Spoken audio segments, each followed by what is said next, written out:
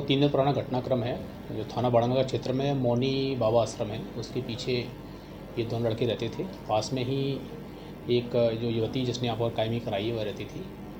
इनके आपस में बातचीत और संबंध थे। बाद में वो जो लड़की थी उसकी एक जगह सगाई हुई थी, वो भी टूट गई और इस दौरान फिर इनके बीच में विवाद हुए। तो लड़की के द्वारा थाने पर आकर के रिपोर्ट की थी कि इस लड़के ने उसके साथ में कुछ ज़बरदस्ती की गई है। जब ये घटना सामने आई, एक लड़की और थी, उसके द्वारा भी ऐसी घटना बताई गई थी। दोनों थाने पर आए, दोनों से विस्तृत पूछताछ करके उन्हें कथन ले किए गए और घटनाक्रम प्रथम दृष्टया जो अपराध था पाए जाने से उसमें प्रकरण पंजीकृत करके विवेचना में लिया गया है।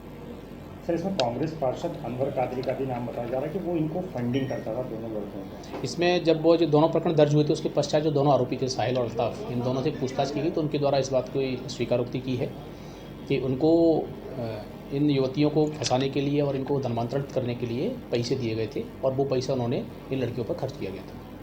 कितनी राशि दी गई थी सर कुछ? एक आरोपी है, उसको 2 लाख रुपए बताया जा रहा है और एक तो 1 लाख रुपए। सर, अनवर कादरी जो हैं इन पर शहर के अन्य थानों में भी कई मामले दर्ज हैं, ऐसा बताया जा रहा है। अनवर कादरी के खिलाफ अपराध रिकॉर्ड बताया जा रहा है और अभी मेरे द्वारा थाना सदर बाजार से उनका पूरा अपराध रिकॉर्ड बुलाया जा रहा है और उसकी तलाश भी की जा रही है। सर, पिछले दिनों पाकिस्तान के नारे लगाने के लिए भी इनके ऊपर सदर बाजार थाने में एक मामला दर्ज हुआ था। हाँ, ये घटना भी संज्ञान में आई थी कि इन्होंने कोई कार्यक्रम किया था, उसमें पाकिस्तान के नारे लगे थे और उसका भी एक प्रकरण दर्ज हुआ था। एक बंदूक लेकर किसी घर में घुसने और धमकाने का मामला भी इनके ऊपर दर्ज है। इसके अतिरिक्त और मुझे जानकारी नहीं है, पर हाँ इतना जानकारी है कि इनके खिलाफ कई प्रकरण पूर्व से दर्ज है।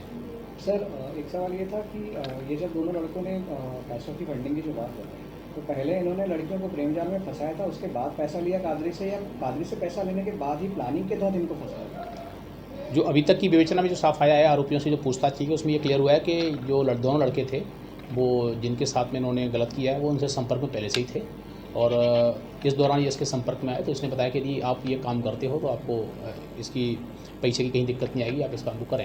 सर, इसमें बस आखिरी सवाल ये, कुल कौन सी धाराओं में इनमें मामला दर्ज हुआ है? इसमें जो आरोपी हैं दोनों पर 300 जो पुरानी धारा थी 76, वर्तमान में 74, इसमें बीएनएस में दर्ज किया गया है और चूँकि इसमें इसके द्वारा षड्यंत्र में पूरी तरह शामिल होना पाया गया है इसलिए इसमें 120 भी बढ़ाई गई है।